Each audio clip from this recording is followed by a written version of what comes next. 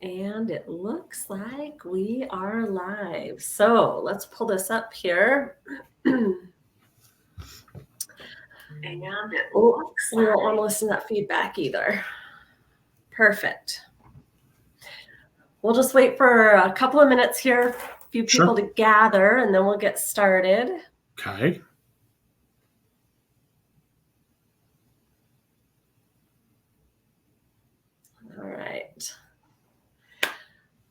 All right, you guys, it looks like we have a few people gathering, so we're going to go ahead and get started. I just want to say welcome to the third episode of Soul Chats with Dani Joe.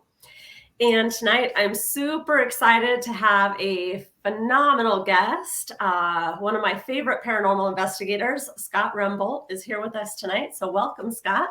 Thank you. I'm super happy to be here, super excited.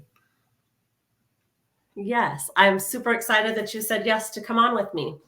So while we wait for a few people to join us, I'm going to give them a little bit of instruction. So for those of you that don't know, we are live on StreamYard, and this is an app that allows you to have privacy. So unless you give StreamYard permission to show your name, you'll show up as an anonymous user.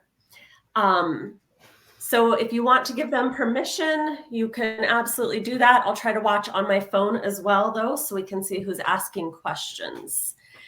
Anyway, first of all, I want Scott to just tell us maybe a little bit about, let me back up. I want him to tell us a little bit about what he's doing now, but I actually really want to start with how Scott and I met. Yes. Because this is actually a really cool, interesting story. Yep. I agree. So you want to start? Yeah. I don't even remember how we were originally, how you came to be known through the team. I can't recall that. I just know we had a meeting with you one time. The first time we ever met was all of us as a group met you at Burger King in Sturgis, I believe it was, just to kind of get a feel. And you just were like, you clicked immediately with the team. And we had an investigation coming up. I think it was the week after that, if I remember right, up in Belfouche. So we wanted you to come along with us just to kind of see if you were legit. Because, doing this, you get a lot of people coming out and saying they're mediums and different things like that, and they aren't. Guaranteed they aren't. But so we wanted to kind of see how you did your thing. And we were all intrigued by you because you would get these little things about your cheek twitches. And we were all kind of making fun of that with your cheek twitching like that. And that was your spirit talking through you. And so the first investigation, I had come to your house, I think, to get a reading that night, right? And you had told me some intriguing things. And you and Mo and Mark had played a practical joke on me, which we won't talk about here. Yeah. My personal clients know that story. Yeah. And so we had gotten up to Belfouche, and this was, you had done a couple of things when you had walked into the house, when we were walking around the house, that really convinced us that you were who you said you were. I mean, you did that, you could do what you said you could do. And it kind of blew us away, to be honest. And I know at one time when I had first walked into the house, the owner had pulled me aside and she said, I had a dream last night that there's a body buried in the basement. And she had a picture drawn out. And she had it exactly, where she had seen the body in her dream and everything. And I'm the only one at this time that knows this. There's nobody else on the team. Dani doesn't know it. It's just me and the homeowner know this. And so we're walking around the house, and big house. We get up to the second level, and you walk close to the closet, I think, in the master bedroom. And you had said something about spirit wanted me to prove to you guys that I can't remember exactly what the wording was, but there was a depression in the closet that nobody knew about. Not even the homeowners knew about it. And you hadn't even walked in there yet. And so I'm thinking, that's pretty impressive. So, but I knew about this thing in the basement, and I wanted to wait until we got down to the basement to really make sure. And so we get down to the basement, and I'm standing right in front of where she had this picture drawn, where this body was supposed to be. So I'm standing kind of over it. And you're walking around in the basement, getting your feels, and the owner and her husband are standing kind of on the stairway. And I'm standing right in front of them at the bottom. And you guys had walked into, I think it was like their coal room, like where, an old coal room used to be. And something tugs on my sleeve to the point where I can see my sleeve move. And the homeowner and her husband were just like, we kind of got big eye, And you turn around, you come out of that coal room, and you turn around and you point right behind me and you go, and something's buried right behind you. And at that point, I was just like, this is incredible. I have never, out of all the people I've met that said they could do this, you proved you could do this. It was amazing. That's awesome. I'll fill in a couple of the gaps just for everybody watching. So the house you're talking about was a house that I went to that a homeowner was having some trouble at. And she had told me that a paranormal team had been out. And I said, did they offer, was there a solution for you? And she said, no, we have this evidence and whatnot, but they don't have a means to help with that. And so I had reached out to BHPA just in the possibility of collaborating so that I could kind of help the homeowners if you didn't have someone to do that. And I remember thinking, oh, these guys are going to be like, whatever. And I kind of half expected you guys never to respond.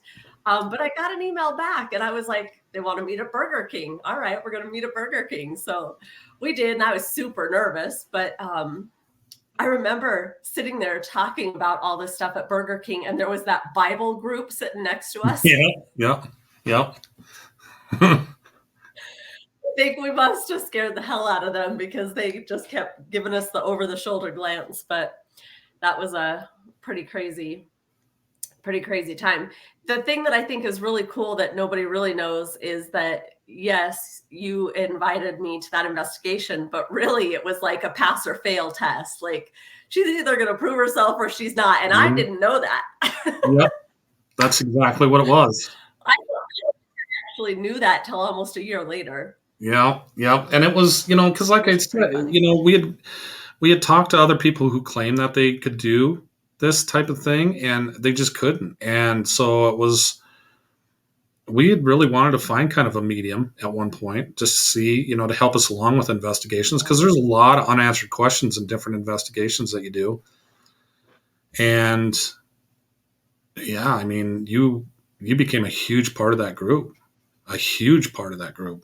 Well, thanks to you. I appreciate that because you had a hand in that. But tell us how long, for those viewers that are watching that don't know you, how long were you with BHPA? For almost 5 years. I was the case manager for them for, I think, 2.5 years. Yeah. How did you get involved with them? I worked with Mo at one of the sign companies here in town. Mo is one of the best guys you'll ever meet. I mean, hands down, just super guy, but he can turn, he's chaotic in a great way, in a great way. He is so funny. He makes a really tense time just turn around really quick. And so I kind of got involved through him. We had started talking about different things and he had told me he was on a team and kind of invited me to go along with him. And I did. And they invited me to join the group shortly after that. So that's kind of how it all went. That's cool. So obviously you have a belief in the paranormal or curiosity about it. Yep. I have to tell you, Mandy says, I've met Mo. He is so nice. So we'll take that. Everybody else joining, thanks for saying hello. But obviously, most of us that are interested or have had some interest in the paranormal have that because we've had some kind of reason in our path to kind of explore it or figure it out. Tell us how that started for you. Never had that. I never had an experience until I joined the group. It was Okay. just it was just always super intriguing to me. I actually started mine off with UFOs and different things like that. It always intrigued me more with what's out there than like what's in your house or what's in this business. And so from there it kind of just grew into hauntings and paranormal investigation. And so but I had never had that experience that pulled me, said I had to go do this or wanted to investigate it more for that reason. Huh. That's interesting. I don't think I ever knew that.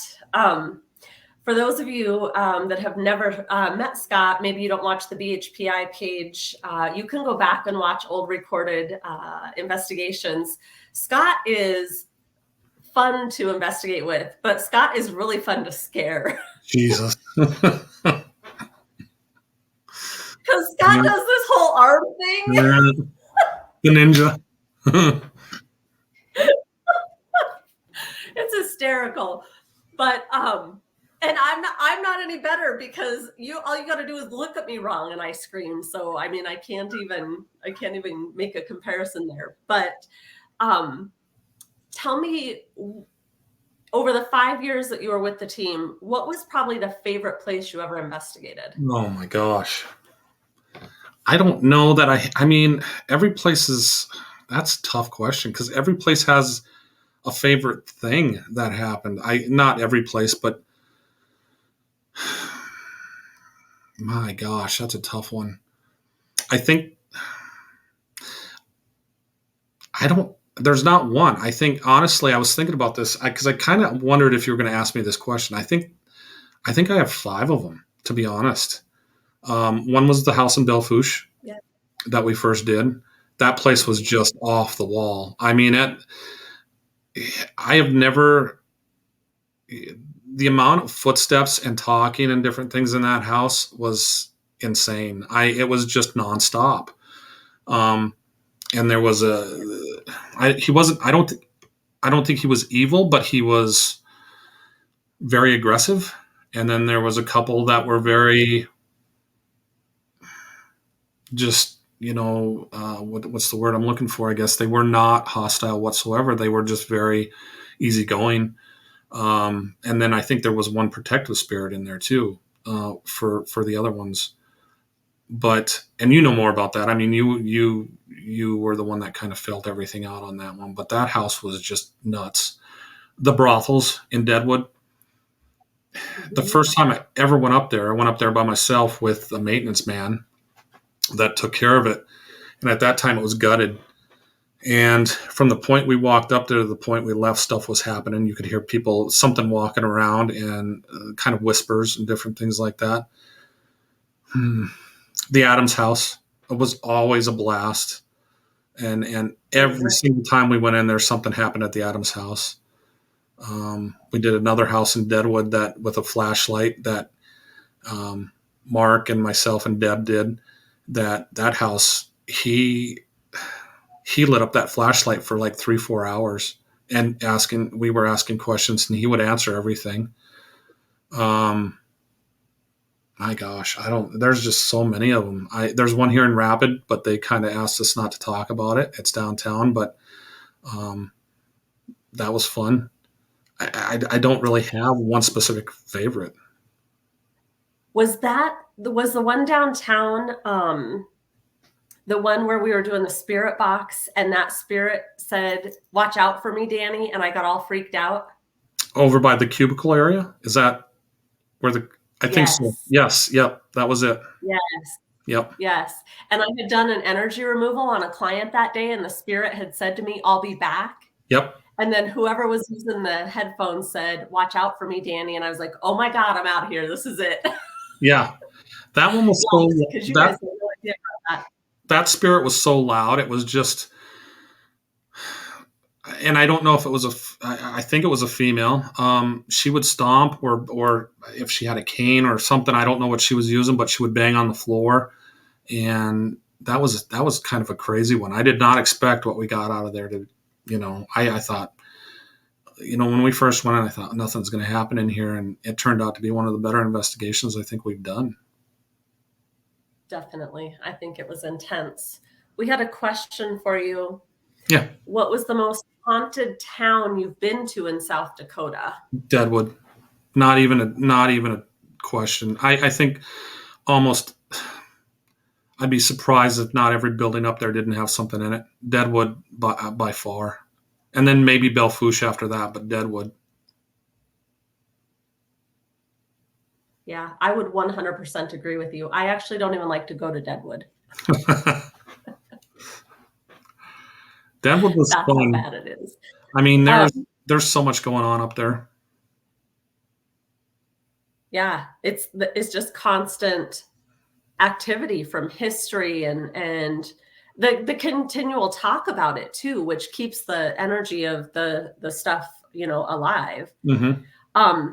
Kristen said her parents' house is haunted. It's from 1883. I always thought ghosts would be seen through, but their ghosts are solid like real people.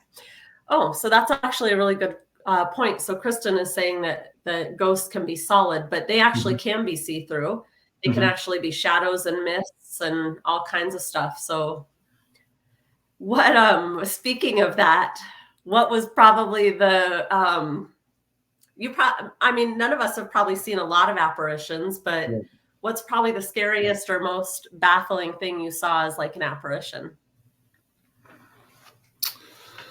I don't know if it was scary. I don't think it was scary. I never saw an actual form. I saw forms, but I always saw the shadows or the mists. I never saw anybody that was actually dressed, in human form. I couldn't make out skin tone or clothing or anything like that. But the Adams house, I mean, every single time we went into the Adams house, it seemed like for quite a few years, there was a little girl in there that would peek around a certain corner. The last time I had done the investigation, I picked up a little boy down the hallway, and I saw him in a thermal camera, which kind of shocked me at that point because I'd never seen a little boy in there ever. That was the first time a little boy had ever been in there, but I could actually see his clothes through the thermal camera. Yeah. But I don't know. I think probably the Adams house, just because of the fact that we saw the shadows so often. The first time I had ever been in there, when you first walk in the front door, they have kind of a spiral staircase that leads up to the second level. And I was up is it Mary's room right at the top there on the left? I think it's Mary's room. And I had heard something I thought was out in the hallway, so I'd opened the door and I looked down the stairs. And as I'm looking down, there's a shadow, and I know it was a female because of the dress she was wearing. And she had ran up to the first landing on the stairs and kind of crouched down, and then she just disappeared. And so that kind of blew my mind. I was just like, man, this is cool. So, Yeah. but as far as a regular Yeah. school, I never saw really that. Okay. Adam's house has always definitely provided some great evidence and activity for us. Somebody did ask a question I missed. Go back here. I don't know where it went. Oh, what ghost hunting item do you like the most? EVP, flashlight, spirit box, cat balls, ALS? I'm kind of old school, so I always liked the EVPs. So my recorder always went with me wherever I went. Um, and the things you catch on recorders is absolutely nuts. And there's a lot of things we had to throw out, but there's a lot of things that happened, that you would hear that would just kind of blew your mind when you hear them. So EVPs, and then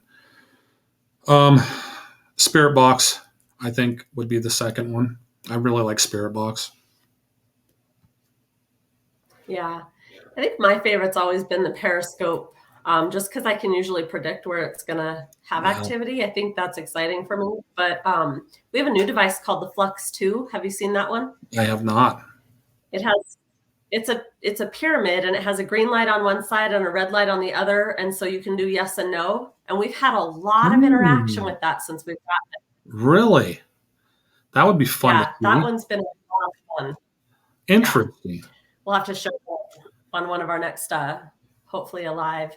Were you on the team still when we were up at that house at Deadwood and I was walking up the hill doing my walkthrough and I wasn't watching where I was going and I went face planted into the wood? No, no, because it was only. I know the house you're talking about because I had gone up there to do the pre-investigation for it, so it was super. I think it was too tiny, and there was only three of you. I think that went on that one, correct?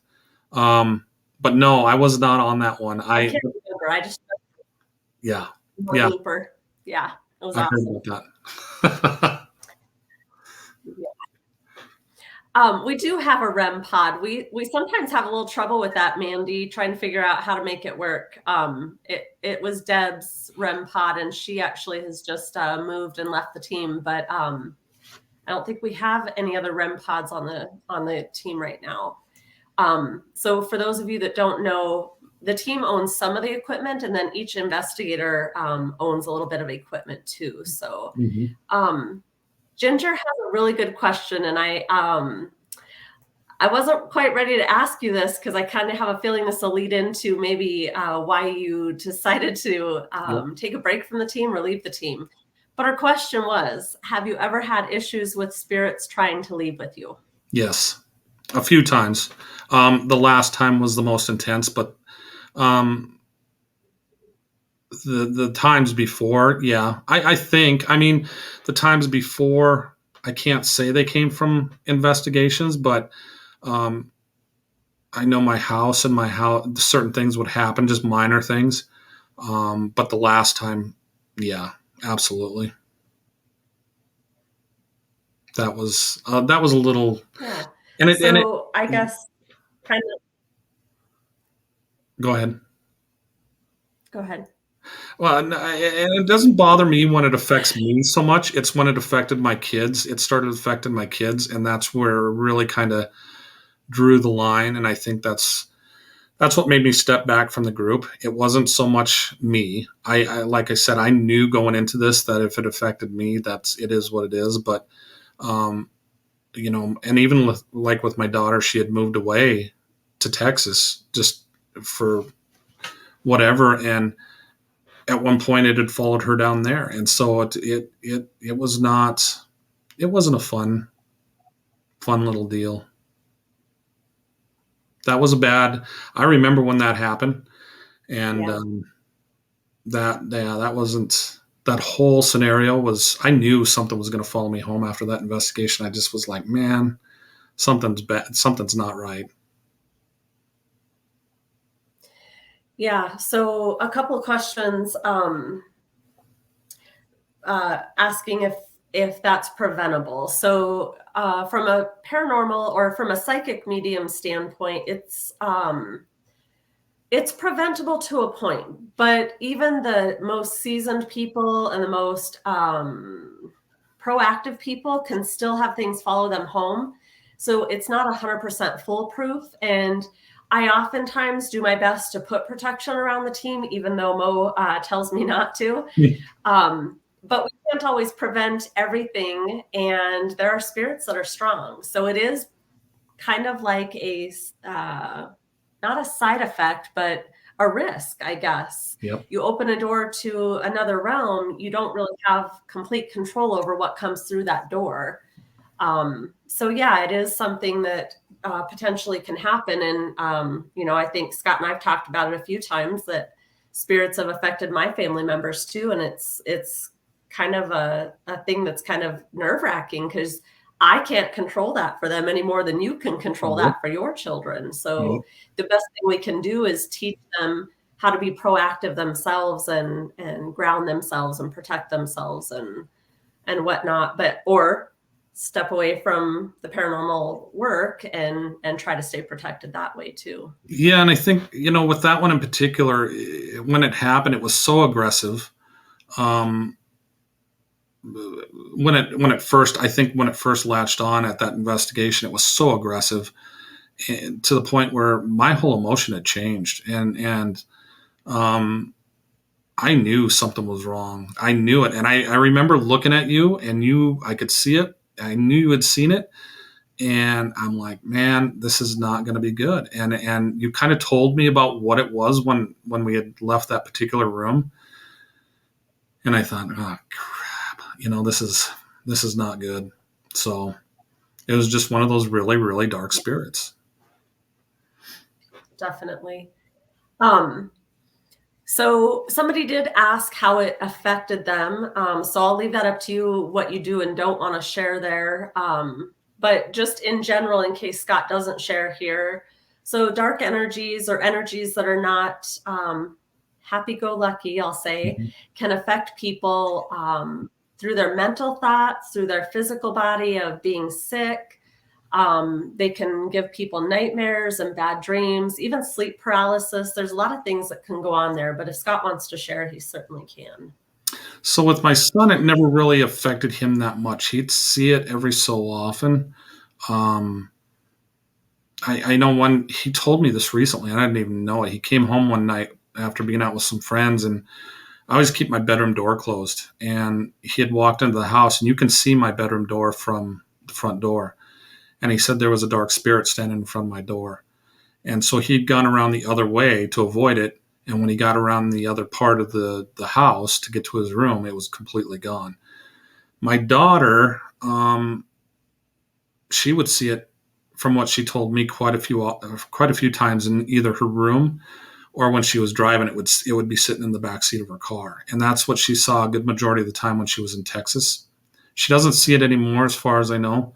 But there would be times she'd be driving down the road and feel something, and kind of look in her rearview mirror, and it'd be sitting in her back seat. Um, it's just intimidating, and it's, to me, it really never did anything, I think, and it knew that the best way to get to me would be through my kids, and so it worked. I mean, it did work, and so I had to step away for that reason, just because. And so I don't know. I mean, it's more of an intimidation factor, or it was with that one anyway. Sure. I think I think it was a wise choice. And honestly, I this is doesn't really apply, but it kind of does. So I've been seeing a lot about mediums having a lot of health issues because they are constantly working with spirit. And Mhm. so, I mean, if you do any research on people that do exorcisms and that kind of stuff, they suffer great health effects, and sometimes they've died from things like that. So not to make this the same, but Mhm. my point is anytime we work with paranormal, we don't really know what the outcome could be. Well, So and I think too, the place that we had picked it up, and I don't know if you want me to tell it or not, and I probably won't. I don't know if I want to. Was the last place I expected it to happen, and so we had been in there several times. Nothing ever had happened like that. But that night there were just some different things. I mean, it was, some things had happened differently through the investigation that had never happened before. And then the very last investigation of the night, it happened, and it blew my mind, because I've never ever had anything bad happen that in that particular place. So I think somebody brought it yeah, in personally. That's what I think. I would agree with that. So to change the story to a lighter Sure. subject, actually, maybe it's not lighter. If you could have a dream place where you could go investigate, what would be like your bucket list place? Oof. I don't know. I've been to Amityville. I've seen the house. It would be fun. It would be fun to go in there just to investigate for a night or two. It's not as big as what they make it to look like in the movie. It's a beautiful house. Um, I don't know. I'd like to. I remember watching shows, the paranormal shows and stuff in the past where Linda Vista in California, that's an old hospital. Every time somebody went in there, something would happen, and I always thought that would be kind of cool. Um, Maybe the Sally House, maybe. I've heard a lot of dark things about that house, but that, and then Villisca. Villisca would be, I think, at the top of my list would be the Axe Murder House in Villisca, Iowa. Okay. Yeah, I want to go to the Stanley Hotel. Yeah, I kind of do too. I kind of do too. I've been down Did there. you I've just never been did you see, inside. really? I've never seen it. Did you see that I'm taking a group of people to the Occidental Hotel in Wyoming? Yeah, you talked about that, and I'm kind of jealous of that because they investigated that. The team investigated that before my time, and I always thought that would be kind of cool to go into as well. Yeah, I think it's going to be fun. Um, Corey asked if you have been to any churches that are haunted. No, not that I can say. And off the top of my head, no, I don't think so. I mean, I can't I say. don't remember investigating any. No, I don't think we ever did. As far as I know, I've never been to one. Yeah, and then Tawny L asked if did the place have an open portal? But if you're asking, if you're Tawny, if you're asking about the place where he picked up that spirit, it did not have an open portal. But we have been places that have had open portals. I think Scott and I have been on a couple investigations Hmm. like that where I've closed a portal at a Hmm. location. Um, and then she said, or are they protected? So, Corey, that's a great question, but I don't believe churches are protected. I think that they can have activity. So, um, I think it's rare to have a church that would have negative activity, but I do think that they do have activity. And this is a big misconception with a lot of things. I mean, we had done a house one time here in Rapid City that was built, I believe, in the early 2000s or late 1990s. But it had only had one owner, and that place was haunted. I mean, there was a lot of activity in that house, and so a lot of people just assume that it's what happened in the building, and it's not. It can be what happened on the grounds. Um, you know, Somebody could have died on your lawn 150 years ago, and they built a house on it, and that spirit's going to stay there. It's not going to know that a house was built over it. So, Yeah, isn't that crazy? Or, people traveling through, spirits just traveling through, or they come in with a person that comes to your house for dinner, or yep, like you just never know. It's crazy, yep. crazy. Um, so tell us, after you stopped paranormal investigating, obviously you focused on your kids for a while, and I Hmm. know they're kind of off doing their own thing now. Hmm. So you are working, obviously, and Hmm. living life, dating. Dating, living life. Yep, got a girlfriend. Um, she likes all these different shows and different things like that too. So it's one of the we kind of talk about a lot of this stuff sometimes, and it's very intriguing. Um, I've thought about getting back into it. I mean, it's kind of addictive once you're into the whole deal. It's you know you get that pull to come back every so often just because you have access as an investigator. You have access to places that nobody else has ever had access to, Yeah. and you see things in the dark that nobody else has ever seen, and you experience these things, and you can try to tell people about them, but until you actually do, I still have little things happen in my house every so often, but they're just minor. You hear a footstep, or somebody walk down the hall or whatever, but I don't pay any attention to that anymore. It's just um, Normal. normal. Yeah, I mean, it's normal. So It's totally normal. So for everybody watching, Obviously Brooke is my assistant, and I had to get her on here before we got started to get me set up. And I was telling her, and I haven't even told Scott yet, I was trying to get ready quick before I got on because I traveled back from Kansas today.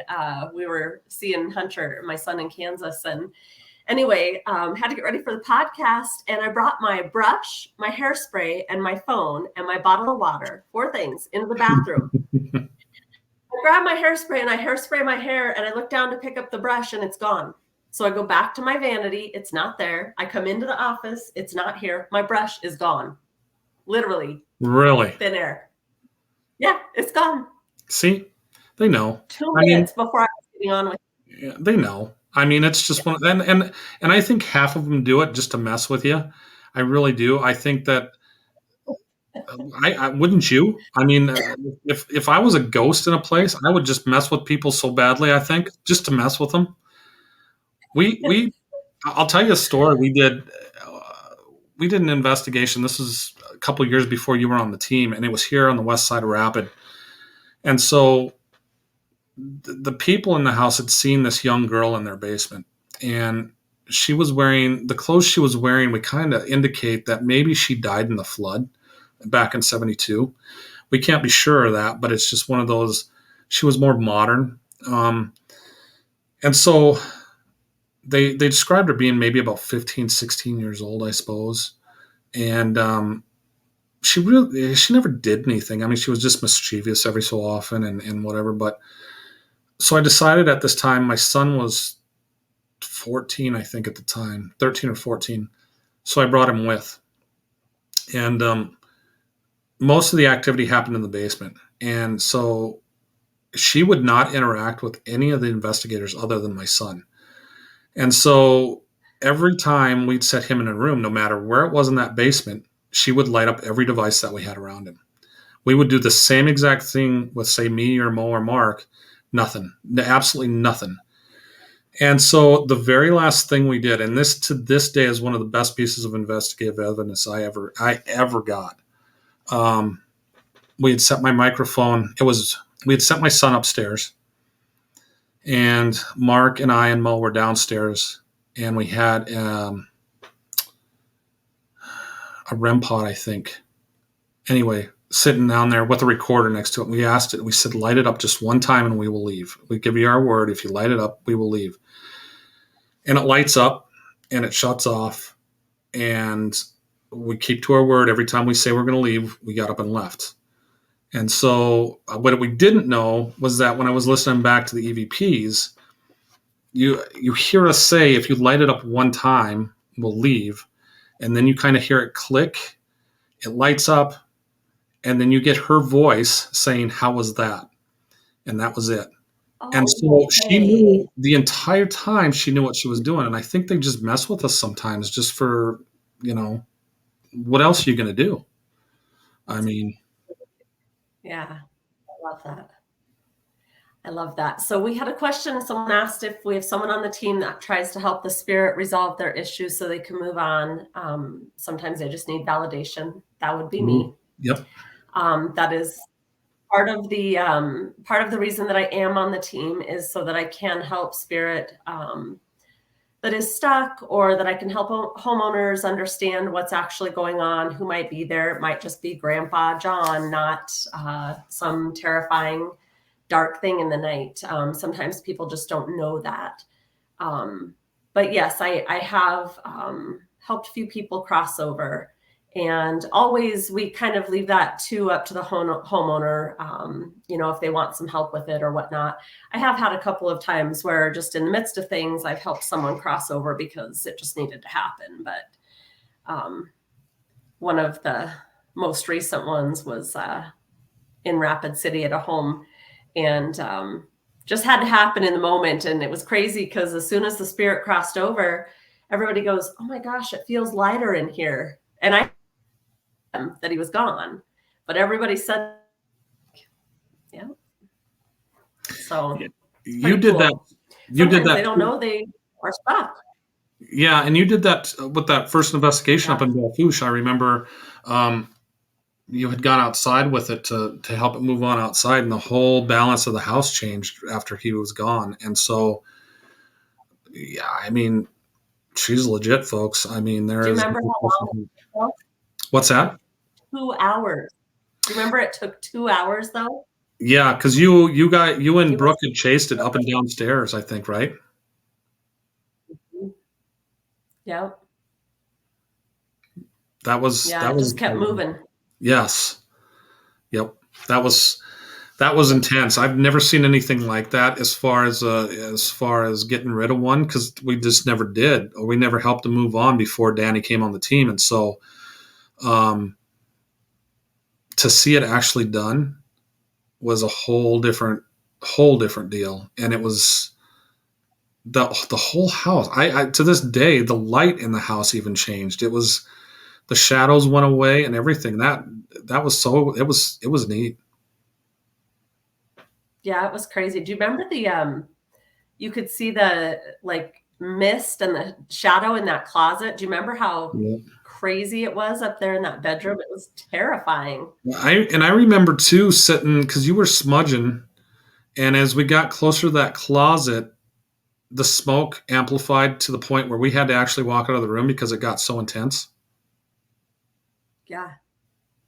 Yeah, it was crazy. And that often, for those that don't know, like the sage will smoke more and smolder more when it's near more negativity. So if there's very little negativity, it might just trickle. And if there's a lot, it's going to billow smoke like a bonfire.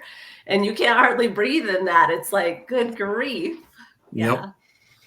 Yeah. Um, so if anybody that's watching has a question for Scott that we haven't answered, feel free to ask there.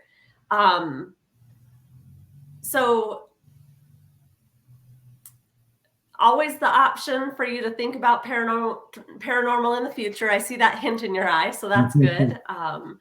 Because really enjoyed working with you. I do think sometimes we just take detours in our life and it's just not meant to be at the time. And there were other priorities for you with the kids and whatnot, and Yeah, and it was just what was meant to.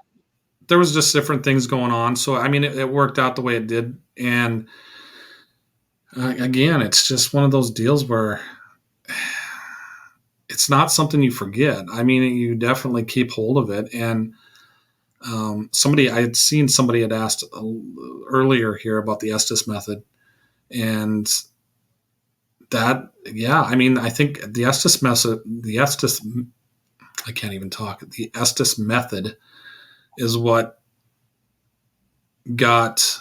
I loved doing that. I thought that was a great method, but it was also the thing that started that whole deal with that bad spirit. So tell me about that, because I don't even know what that method is. I probably do, but I don't know it by that.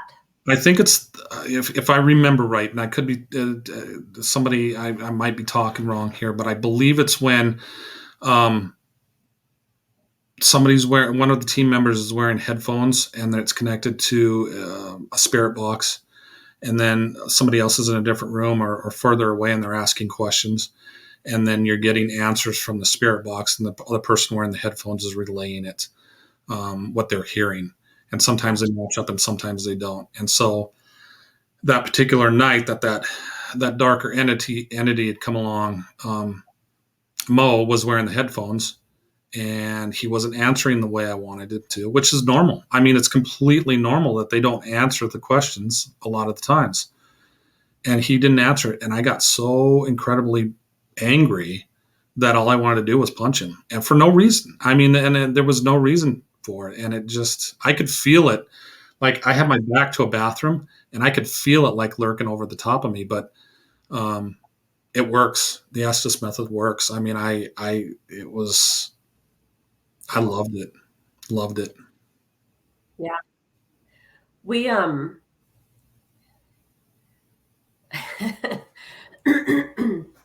Bobby asked if Scott was going to rejoin the team. That isn't something that we have discussed, and I definitely am not speaking for the team, but maybe he will consider doing paranormal again someday. We have done a lot of different types of investigation, including some very basic stuff. And a lot of times we get all the bells and whistles and all the equipment out. So it just kind of depends. Somebody said they remember you did the Estes method at the Burdett house, but I don't know what the Burdett house is. I don't remember that. The name rings a Do you? bell with me, but I don't particularly remember what house that would have been. And so I apologize. It's very possible. I mean, we did it quite often, you know. Yeah. Yeah, it's usually the way we would end a night. Yes. Yep. It's the best way to get answers a Yeah. lot of times. Yeah. Do you were you at that house up in Deadwood that we had the paranormal music box going? And we were talking to that lady's husband that had crossed over, and he kept playing the music box and playing the music box. And I would ask him to turn it off, and he would, and then he'd turn No, it back on. that was after I had quit the That team. might have been right after you left the team. Yeah. Yep. The paranormal music box, have you used that? I have not. I've seen it in your videos, but I have not done that yet. Okay. Yeah, that's one of my favorite pieces of equipment too. That house was crazy. He had recently passed, and I asked him if he could. One of us asked, or no, I think actually he started the music box by himself, and we all went up there and started communicating with him. And we would ask him questions, and he would turn it off, turn it back on, turn it off, turn it back on. This went on for like an hour and a half. It was ridiculous. And in a house just recently in Rapid, just a couple weeks ago, same thing. We set it to go across the hallway, and every time someone would look, because you could see the shadow, the music box would go off. And of course, it has the creep factor music. Yeah, that's always fun. Yeah, I think she meant the Adams house. She's saying the house in Deadwood. Oh yeah, then absolutely. So yeah, it would be. Yep, absolutely. Yeah. We did it in there quite a few. The Adams house is one of those places that every time you go in there, see, I'm hearing footsteps out in my hallway right now, and there's nobody else home, but that's whatever. The Adams house is one of those things that no matter what, you're going to get something in there. I think every single time somebody goes in there, even if you don't experience something, something's happening. And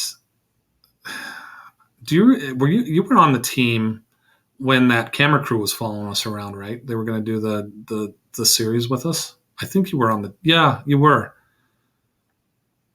Well, there was a team or a camera crew that came out and did that, but I know there was one before me too. Yeah, no, this one they'd come out. They were going to do a TV series with us, and we had gone up to the brothels, and Mo had seen a spirit up in the brothels, standing in the doorway. And but the funny part about this camera crew was the main producer did not believe in spirits whatsoever. He was doing a paranormal show, but he did not. He was like, they don't exist. It's all fake. It's all whatever. I'm just doing this for my job. And we were sitting in the Adams house, and he was interviewing each one of us individually. And we were all kind of watching as he's interviewing, and he's facing the stairway. And so you can see from the stairway, from where he was sitting, you could see the stairway all the way upstairs to the second level. And every so often he would glance up to the top of the stairs, and we kind of were like, well, he's seeing something, but we didn't know what, you know. And all of a sudden he just stops, and his face just turns white, and he's like, I can't do this anymore. He goes, there's a woman standing at the top of the stairway looking down at me. And so the Adams house convinced yet another non-believer that the paranormal is probably real. And yeah, that was funny. We made a lot of fun of him for that. That was fun.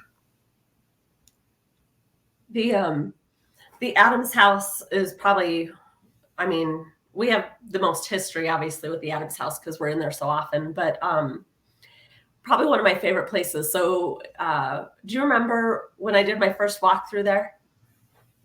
Yeah, vaguely. I don't know if you remember. Yeah, so it's been forever ago. So before I had ever been to the Adams house, the team took me, and I didn't know where I was going. Typically didn't know where I was going when I would meet you guys somewhere. And I don't know history because I'm not from South Dakota. So Mhm. plus I'm not a history buff anyway. But anyway, we go to the Adams house to do a walkthrough, and I see a woman coming down the stairs with a child, and I see her hair up in a bun with a high neck dress, and she tells me she's coming down to meet her husband. And anyway, we go and do this whole walkthrough, and then I walk over the mantle after we've turned lights on, and I'm like, that's the woman right there. Yeah, And I remember, I think it probably was Rose who said, yeah, that's the only woman who ever had a child in this house. Yep. I remember that now. Yeah. You. Yeah. That was cool. That house was fun. And I remember I remember Ghost Adventures had come out to do one of their TV shows, and it was their Halloween episode, I think, and they had gone to the Adams house. Now, we did not tell them anything about the house. We would not tell them anything, and they caught the little girl on TV peeking around the same corner we always saw her. We never told them a thing about it, and they picked her up with one of their devices. That's really cool. We had this might have been the first October you were not on the team, but you might have been there. A news crew came out, and it was right before the first tour, or the first investigation. So it was like 5 o'clock or something. We're up in the house, we're up in Mary's room, and there's a news lady with a microphone and a news guy with a camera. And I can see Mary is trying to look through his camera lens, and he's trying to look through his camera lens because she's curious about what he's got. And he's like looking around, and he says to the news lady, did you touch me? And she's like, no. I'm like, not even close to you. What are you talking about? And I'm laughing. Mm-hmm. And I'm like, I'm not going to tell him. Well, then he can't get his equipment to work. It's malfunctioning. Battery's going dead. And so I just had to tell him. I was like, I just want you to know, like, Mary is trying to look through your equipment. She's messing with your equipment. He must have turned all shades of white, and he starts doing this whole blessing himself thing. And I said, you don't got to worry unless the cross on the wall goes upside down. And he's like, I'm done. I'm done. He was so terrified. He was not a believer, but it was so funny because you could tell he was like, something is happening. Who's touching me? It was totally Mary. It's awesome. The house had a way of doing that. Like, we would take guys in that were, and it was mostly men that were, and it was, puff their chests out. None of the stuff is real. I'm not going to be scared going in here. And by the time they come out, they're like full believers, because they would pull you aside and they'd be like, something was touching me or whispering to me in the house all night, the entire tour. And it was like, well, why didn't you say anything while it was happening? Well, I didn't want to look like I was, crazy or anything. And I'm thinking, this is why we're in here, is to not bring out the crazy, but to find out what's actually happening. So, but a lot of people, it's like they knew the people that did not believe, and they would just pick on them. Yeah. Yeah, absolutely. Cheryl said Mary likes to follow her husband around in the Adams house. That's awesome. Well, anything else you want to share with us? No, I think I'm good. It's been awesome. This has been a lot of fun, and a lot of memories. Bring back a lot of memories, and you have that special place. I mean, you're legit. Anybody, I'm telling you guys, if you know anybody looking for a medium, and I will say this to my dying day, Dani is the one to go to. She is absolutely the real thing. And so just watch for that cheek twitch, because when her cheek's twitching, something's talking. I'm telling you. I used to call her the witch, and not for a bad reason, but just she blew my mind on so many things. But she's for real, guys. I'm telling you. Well, I appreciate that. I really valued working with you two on the paranormal team. So I miss you, and have lots of great memories with you, though. And you may see me again. You don't know. We'll see. I know. I see you anyway. You stop in and say hi. It's not like you're gone. Not like you're dead. Well, yeah. Even the last time I was in there, stuff was happening in your place. So it was just, that's normal. It happens. Well, I really, really appreciate the opportunity to chat with you tonight. And thank you guys for joining us and for all the questions.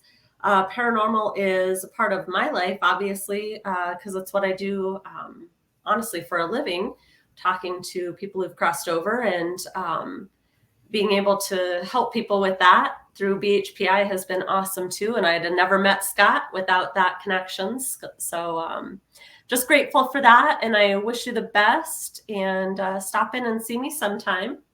Absolutely. Thank Awesome. you. Well, you have a great night, Scott. Thank you all for watching. Sending lots of love to everybody. Thanks, everybody.